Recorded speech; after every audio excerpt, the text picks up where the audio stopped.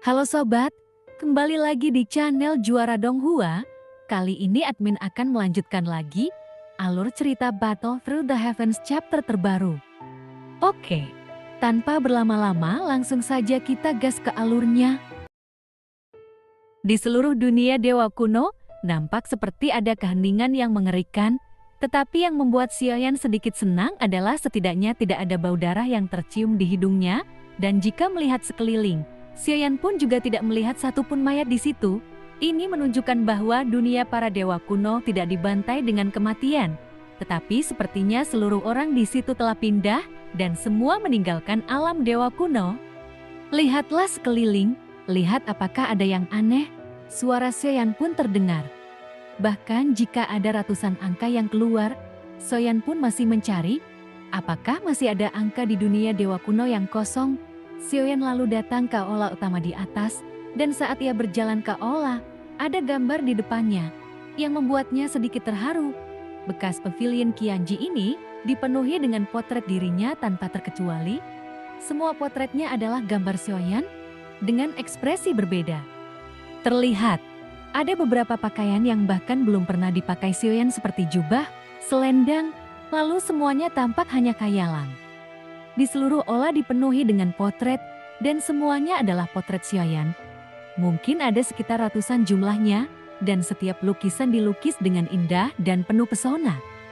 Ayah, apakah ini semua dilukis oleh ibu baptis? Xiao Yueli bertanya ketika mengikuti Xiaoyan. Ia pun terkejut, lalu melihat ke kiri dan ke kanan. Ibu baptis apa? Jangan asal bicara, Xiaoyan pun berkata dengan marah. Tetapi Xiao Yueli yang belum selesai berbicara, lalu dia dipelototi oleh Xiaoyan. Kata-kata itu keluar dari mulutnya dan kemudian dia menahannya untuk beberapa saat. Tetapi ratu sepertinya sangat menyukai ya, meskipun Xiao Yueli terlihat beda. Namun kata-kata yang dia ucapkan masih belum berubah. Jangan bicara omong kosong di depan ibumu, ratu dan aku tidak memiliki hubungan seperti yang kamu pikirkan, Xiaoyan berkata sambil tersenyum pahit. Meskipun ratu memang cantik, namun kamu tidak perlu mengatakan hal baik tentang dia. Karena dia sebenarnya telah mengungkapkan cintanya pada Xiaoyan lebih dari sekali. Kemudian, Xiao Yueli pun menutup mulutnya dan terkekeh dan tidak berkata apa-apa lagi. Sebaliknya, mata Xiaoyan melihat gambar-gambar ini, dan pada saat ini, hati Xiaoyan pun tergerak. Bahkan jika ia tidak mempunyai perasaan lain terhadap Ratu Zhao di lubuk hatiku, tetapi semua yang ratu lakukan padanya, bagaimana bisa Xiaoyan mengabaikannya? Kuharap ini semua rencanamu, bahkan jika Anda ingin menginspirasi saya dengan cara ini, apakah kamu yakin aku tidak akan bisa tenang pada akhirnya? Gumam Xiaoyan. Lalu dia pun tersenyum kecut dan menggelengkan kepalanya. Bagaimana mungkin dia tidak tahu? Wanita ini sudah menggunakan caranya sendiri. Ibarat membiarkan dia jatuh ke dalam pusaran air yang tidak bisa dia lepaskan. Bahkan jika Xiaoyan menebaknya, Yueli, apakah kamu kenal ratu? Dan kekuatan apa yang dia miliki? Nampak, setidaknya Xiaoyan tidak bisa mengatasi masalah ini sebelumnya, namun ia hanya bisa menebaknya. Dia seharusnya telah menjadi dewa yang abadi, tetapi ia tidak tahu persis levelnya yang mana. Aku mendengar orang tua Tianzang menyebutkannya, bahwa kekuatan ratu sepertinya tidak terlalu kuat. Mungkin tingkat ketiga, namun saya tidak tahu apakah itu benar atau tidak. Lalu Xiao Yueli mencubit dagunya, dan setelah berpikir sejenak ia lanjut berkata, tingkat ketiga, apakah ratu begitu lemah? Xiaoyan pun menjadi sedikit terkejut. Lagi pula, sebelumnya, selama pengepungan rumah, Tianren, ratu mengambil tindakan akan itu. Dan saat itu, dalam pandangan Xiaoyan, ia nampak seperti dewa dan semua orang tahu bahwa ratu terkenal karena akalnya. Tentu saja kekuatan bukanlah kelebihannya, belum lagi kekuatan keabadian Tuhan tingkat ketiga sebenarnya sangat kuat. Ayah, bukankah dia bahkan tidak memiliki keabadian Tuhan? Kata Xiao Yueli tegas. Xiaoyan pun mendengar Han Yueli dan tersenyum canggung. Saya bahkan belum menembus keabadian Tuhan. Saya merasa level ketiga sangat lemah. Jadi menurutku ratu seharusnya sangat kuat. Lalu Xiaoyan mengira itu semua adalah rencana ratu sebelumnya. Ia pura-pura tertangkap dengan sengaja, lalu memperagakan drama sedih. lalu paksa Xiaoyan untuk menyelamatkannya. Itu untuk mendorong rasa iba Xiaoyan dengan cara ini. Tapi sekarang tampaknya kalau memang berada di level ketiga, kemungkinan ratu ditangkap hampir mustahil. Saya mendengar sebelumnya bahwa ratu ditangkap, dan orang tua Tianzang itu memberitahu saya dengan panik.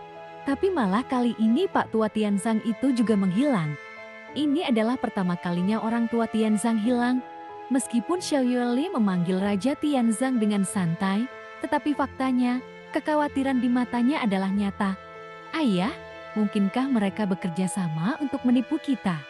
Sepertinya saya telah menemukan rahasia besar. Tahukah kamu apa kekuatan Raja Tenzhou? Tanya Xiuyan. Kekuatan orang tua Tianzang itu, sejak blokade Shenxi dibuka sepenuhnya, dia menerobos sampai ke tingkat ketiga keabadian Tuhan.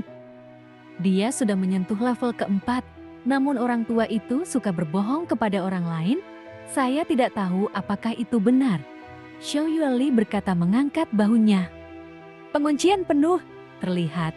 Xiaoyan pun mengambil kata kunci ini dan bertanya, sebelum Taixu menyerbu, hanya ada sedikit orang kuat yang berhasil menembus keabadian ilahi. Tapi setelah Taixu menyerbu, seolah-olah sebagian belenggu dunia telah terbuka. Dan kekuatan Pak Tua Tianzang juga meningkat pesat, dan tampaknya itu hanya untuk mengatasi situasi saat ini. Xiao Yueli pun menjelaskan tentang hal itu. Lalu Xiaoyan pun merasa sedikit heran, karena Ratu telah menghitung titik pendaratan mereka, dan meninggalkan sisa-sisa formasi yang dikirim ke alam dewa kuno. Ini telah menyatakan beberapa pedoman, yaitu kembali ke kuil kuno, dan Xiaoyan pun pasti akan datang ke aula utama tempat Ratu berada. Lalu juga disinilah juga tempat pavilion Zheng Qianji berada. Hal ini tidak bisa dihindari. Kemudian gulungan ini seharusnya sangat penting bagi Ratu, dia memilih untuk tinggal, maka itu pasti ada di foto-foto ini, dan ada sesuatu yang disembunyikan.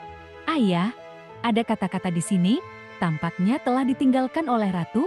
Kemudian Xiao Yueli melihat sekeliling, lalu berhenti di meja. Ia melihat ada sebuah tulisan dan ia pun membacanya.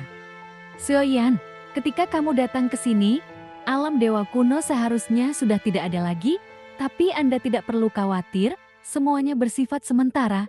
Lalu jika meninggalkan Shenxi untuk sementara, jangan melangkah lebih jauh, pergilah saja ke dunia pegunungan dan lautan untuk terobosan menuju keabadian Tuhan. Kalau tidak, semuanya akan sia-sia.